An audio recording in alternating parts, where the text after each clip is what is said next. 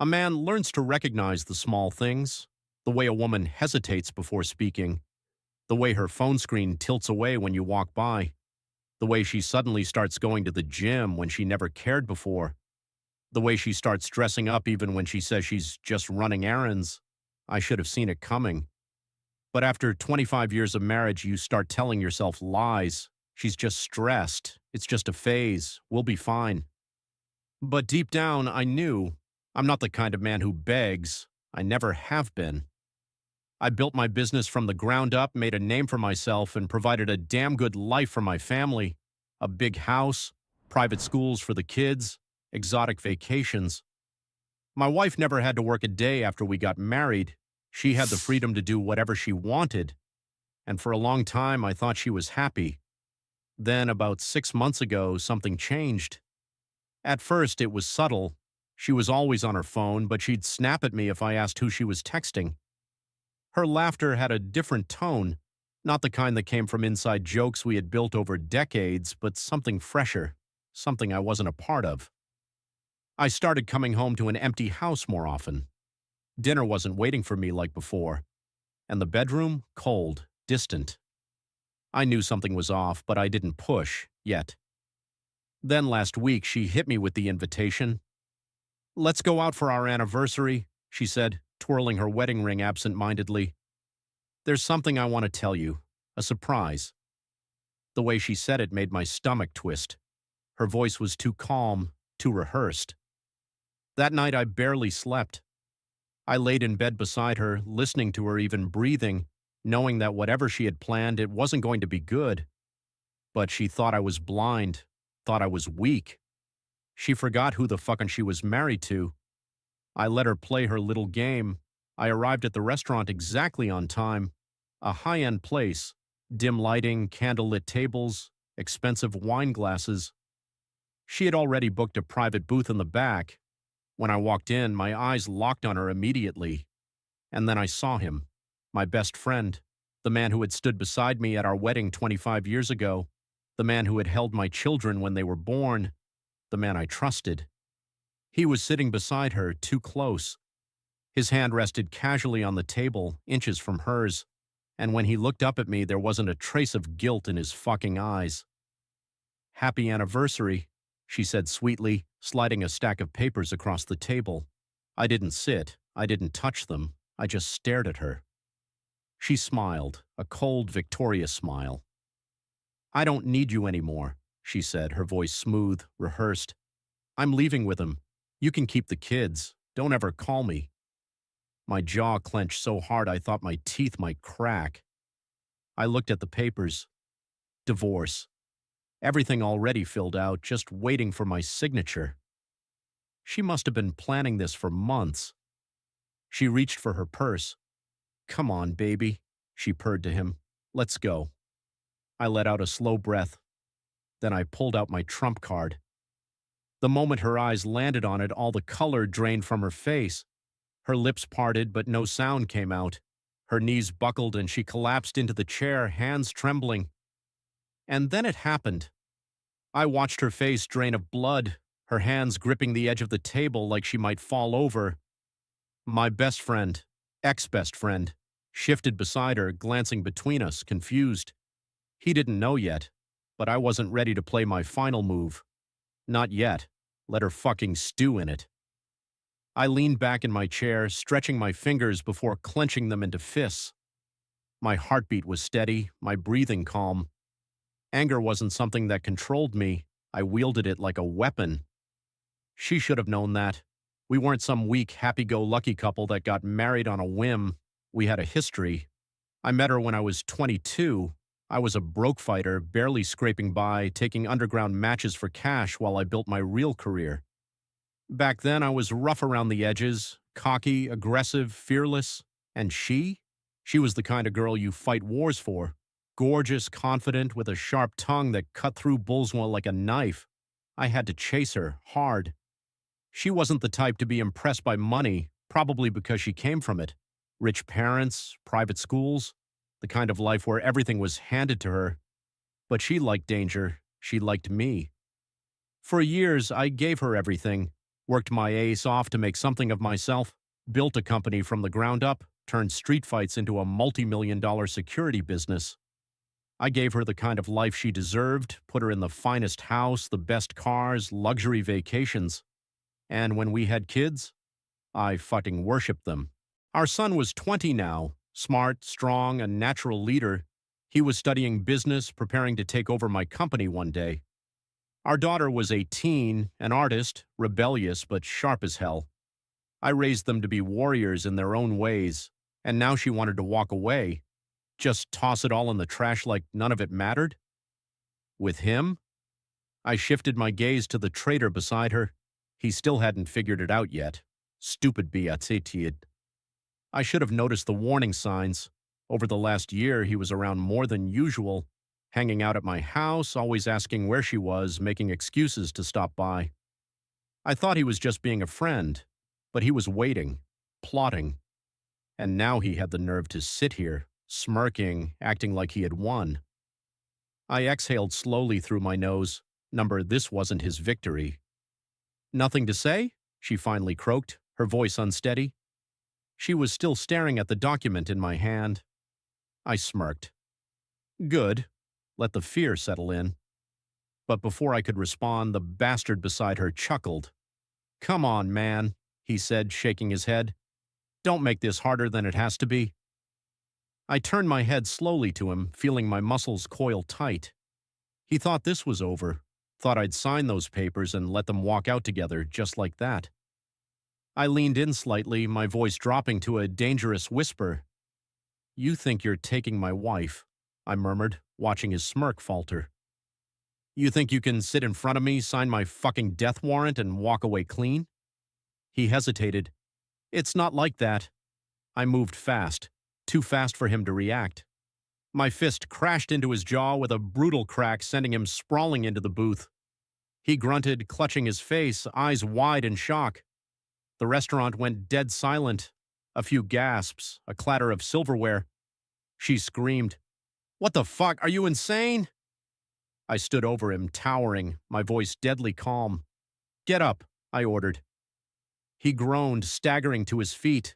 Blood dripped from his split lip. You psycho! I hit him again, harder.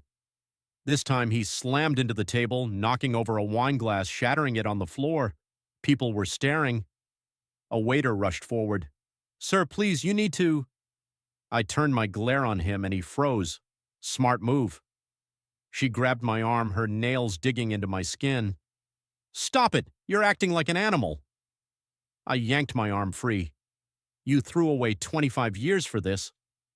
I gestured at the pathetic heap of a man struggling to sit up. For a snake who fucked you behind my back?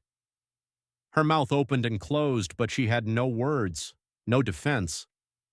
I wiped my hand on a napkin, then picked up the document she was so terrified of. You thought you were smart, I said coldly. Thought you could betray me and just walk away.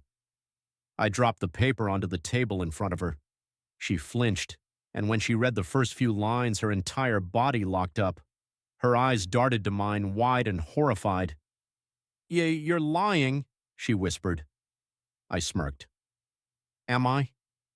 Her hands trembled as she scanned the words again, her breathing shallow, panic crawling into her expression.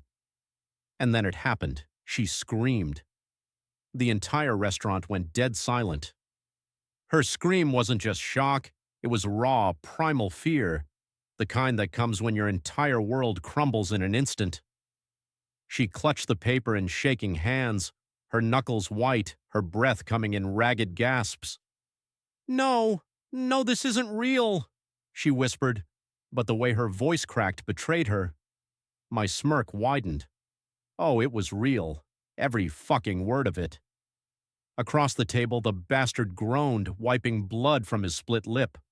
What the fuck is going on? He demanded, glaring up at me. I ignored him. He wasn't important anymore. I leaned down, my voice dripping with mockery.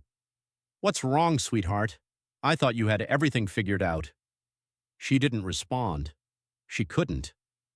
Because she had just realized she was fucked. She had planned everything, every fucking detail. The slow emotional withdrawal, the distance, the secret phone calls. She thought she had played it perfectly. She wanted to be free. Free from the life I built. Free from the responsibilities of motherhood. Free from the man who had sacrificed everything for her. I knew her motivations now.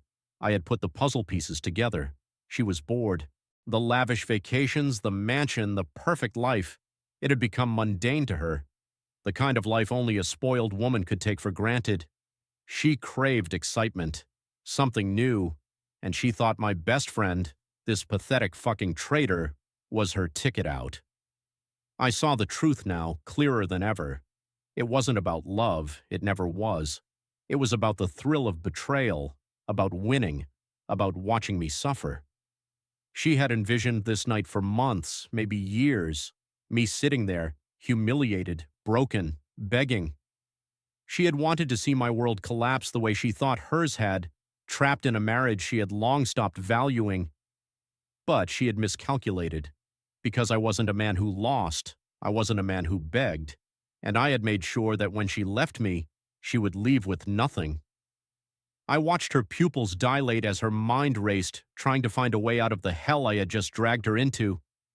I took my time, enjoying the way her confidence had shattered. Then with deliberate slowness, I spoke. "I know everything," I murmured, my voice cold. "The secret bank accounts, the offshore investments, the assets you've been funneling behind my back." Her lips parted, but no sound came out. The bastard beside her frowned. "What is he talking about?" I chuckled, shaking my head. "Wow, she really didn't tell you. You poor dumb motherfucker." I leaned in, staring straight into her eyes. "You thought you could drain me dry and run off into the sunset," I whispered. "You thought you could take my money, the wealth I built, and disappear with him?" The blood completely drained from her face. "You moved money under your name," I continued, my voice low, lethal. "Thought you were slick, but you forgot something, darling." I tapped my temple. I always think 10 steps ahead. She gasped, her fingers gripping the papers so tightly they crumpled. "You," her voice wavered, "you froze them." I smiled. I didn't just freeze them. I had been tracking her every move for months. The secret accounts, seized, the hidden investments, liquidated, the offshore funds, blocked. She had nothing, not a single fucking cent. Her breath hitched, her body shaking. The bastard finally seemed to realize something was very wrong. He sat up straighter, looking between us. "Wait, what does he mean, froze the accounts? What the fucking is going on?" She turned to him, desperation flickering in her eyes. I can fix this," she stammered. "We just need to—" He pushed her off, his face twisting in rage. "You told me you had money. You said we'd be set." I let out a low chuckle, watching his world collapse along with hers. Oh, this was delicious. I folded my arms, tilting my head. "Guess she forgot to mention she was robbing me before she ran off with you, that all the money was mine." His nostrils flared, his hands clenched into fists.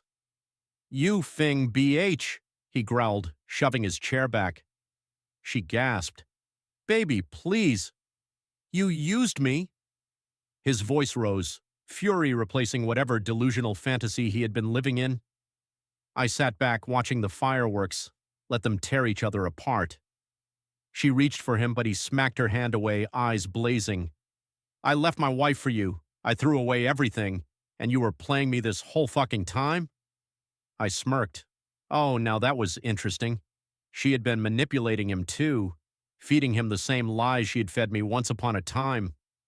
The realization hit him like a freight train. He looked at her like she was a stranger. Then, without another word, he turned and stormed out of the restaurant, shoving past onlookers, his face twisted in rage. She was alone, completely, utterly alone. I leaned forward, watching her with pure satisfaction. "Congratulations, sweetheart," I said softly. "You got exactly what you wanted." Her breath came into shallow gasps. Her hands trembled. She looked like she might throw up. And then She did something I didn't expect. She fell to her knees, right there, in the middle of the fucking restaurant. Tears spilled down her cheeks as she clutched at my pant leg, her body shaking violently.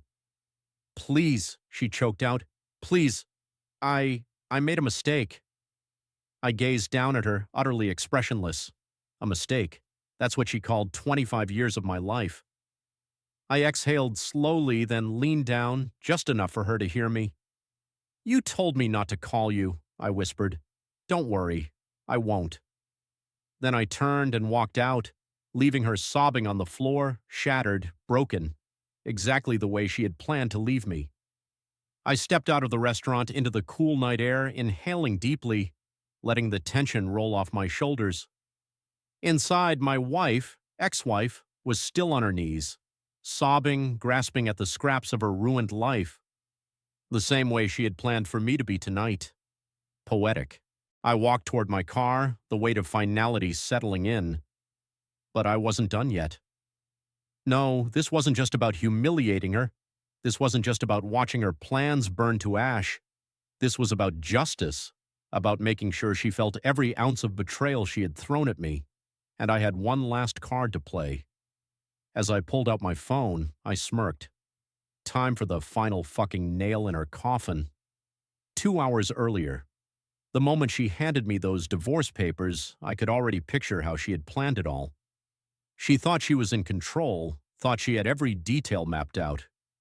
She was wrong, because while she was sneaking around playing her little games, I was watching. I had suspected the affair for months, and once I confirmed it, I did what any intelligent man in my position would do. I got a fucking lawyer, and not just any lawyer, one of the most ruthless, vicious divorce attorneys money could buy. A man whose entire career was built on annihilating cheaters in court. Together, we built a nuclear strategy. See, she thought she had taken everything into account, the house, the kids, the money, but she never considered that I owned every aspect of our life. The house, in my name, the cars, mine, our joint accounts, drained, and the best part? I had proof of her infidelity, photos, texts, video footage, enough to crush her in court. Where we lived, adultery wasn't just frowned upon, it was a financial death sentence. So while she thought she was handing me divorce papers on her terms, what she didn't know was that my lawyers had already filed first. And in this state, that changed everything. By filing before her with proof of her affair, I ensured she wouldn't get a single fucking dime. Not alimony, not assets, not even her jewelry. She was walking away with nothing, but I wasn't just going to win in court. No, I wanted her to feel it. That's why I leaked everything. Present time. I scrolled through my phone, checking the damage, the private group chat with her family, sent, the parent association at our kids' school, sent, the close-knit social circle of women she pretended to be best friends with, sent, photos, screenshots, messages, every dirty little secret she thought was hidden. And now, everyone knew. I wasn't just destroying her financially, I was erasing her reputation. My phone buzzed. I glanced at the screen. Incoming call, son. I exhaled. "Here we go," I answered. "Yeah? Dad, what the fuck did you just send me?" My son's voice was low, dangerous, so much like mine. I smirked. Exactly what it looks like. Silence. Then, "She was cheating." "With him?" "Yeah." A sharp exhale, then something colder. "She was trying to leave us?" I didn't say anything. I didn't have to. He understood. Another pause. Then his voice hardened. "I'll take care of my sister. She's not going to want to see her again." I nodded, even though he couldn't see me. "Good." Another long silence, then softly, "You okay?" I swallowed, feeling something tighten in my chest. My son, my blood. The only thing from this marriage that was real. I sighed. "Yeah, kid, I'm good." A pause, then with quiet fury, "She deserves worse." I grinned. "Oh, don't worry, I'm not done yet." Back inside the restaurant, my wife's phone buzzed violently on the table. Through her tear-filled eyes, she picked it up. Message from Mom. You disgust me. Message from Karen, PTA president. Everyone knows. Don't bother showing your face at school. Message from Bank. Your account has been frozen due to legal action. Her fingers trembled. Her entire world was imploding in real time. She barely registered the whispers around her, the disgusted looks, the judgment, and then finally the message that shattered her completely. Message from son. You're dead to me. Her breath hitched. The phone slipped from her fingers. She let out a soft, choked sob, barely audible. For the first time in her life, she was truly alone. As I drove home, my phone buzzed again. Incoming call, wife. I let it ring. I didn't need to answer. She had made her choice, and now she would live with it. I watched the phone vibrate against the center console. Incoming call, wife, number ex-wife. I let it ring. Then finally, I reached down and tapped the screen. Decline. She had made her bed. Now she could fucking lie in it. The night air was cool against my face as I rolled the window down, the city lights blurring past. My mind was clear, sharp. I had spent months preparing for this moment, and now that it had finally come, there was no sadness, no regret, only satisfaction. Back at the restaurant, she sat in the booth, her head in her hands, her breath shaky. The whispers around her were getting louder. She cheated on him? With his best friend? God, what a disgusting woman. She wanted to scream at them, to tell them to shut the fuck up. But she had no voice, no strength. Her life, her perfect little escape plan, was dead. Her money, gone. Her reputation, destroyed. Her family, lost forever. Her hands shook as she grabbed her phone again, frantically scrolling through her contacts. She needed someone, anyone, her lover. Number. He had walked out on her the moment he realized she was broke. Her parents? They had disowned her within minutes of finding out. Her kids? She hesitated. Her son's words echoed in her mind. You're dead to me. A ragged sob tore from her throat. Her daughter hadn't even responded, just blocked her. No husband, no lover, no family.